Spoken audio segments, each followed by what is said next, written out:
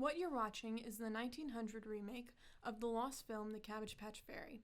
It is the first film directed by a female director and is considered to be the first ever fiction film. The director is Alice Guy Blanchet, one of the first directors in film history.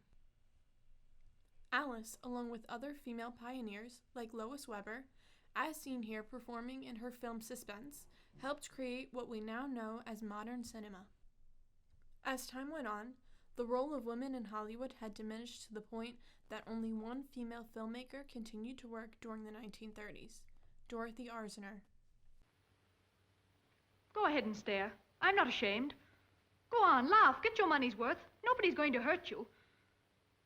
I know you want me to tear my clothes off so as you can look your 50 cents worth.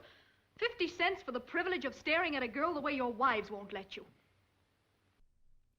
In a study led by Dr. Stacy L. Smith that focused on the top 1,300 highest-grossing films from 2007 to 2019, she uncovered the percentage of those films directed by women. The results? What percentage of those films do you think were directed by women? I'm going to guess about 10%. 0%. 5%. 10, 15%. Okay, so the actual answer is 4.8. Whoa. And I thought I was being pessimistic. I was pretty close. Oh, wow. Ew. Only 4.8% were directed by women, creating a ratio of 20 males to 1 female. Then we asked how many of those directors do you believe were women of color? Let's say 14. 1. Maybe like 100? 200? Right, 11 actually. Again, I was too optimistic. Okay. Wow. Ew, again. I guess the numbers are a little bit worse than I would have anticipated. Only 11 of the 1,448 were women of color. So what filmmakers are they watching?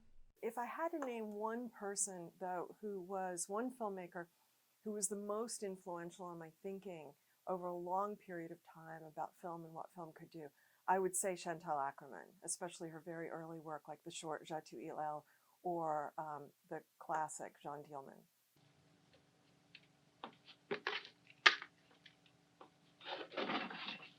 David Lynch.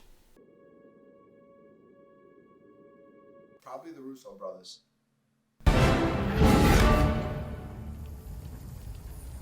Assemble. Can they name any female filmmakers? I honestly don't know any. I definitely cannot think of one at the top of my head. Catherine Hardwicke. 13 is one of my favorite movies. Bitch. What the hell? I think I tend to look more at films than at filmmakers. I don't think people really think about that, like who's directing it. Audience members have to do is, vote with our feet, right? Vote with our pocketbooks, vote with our ticket sales, right? Oh, go see movies by women directors. See if you like it.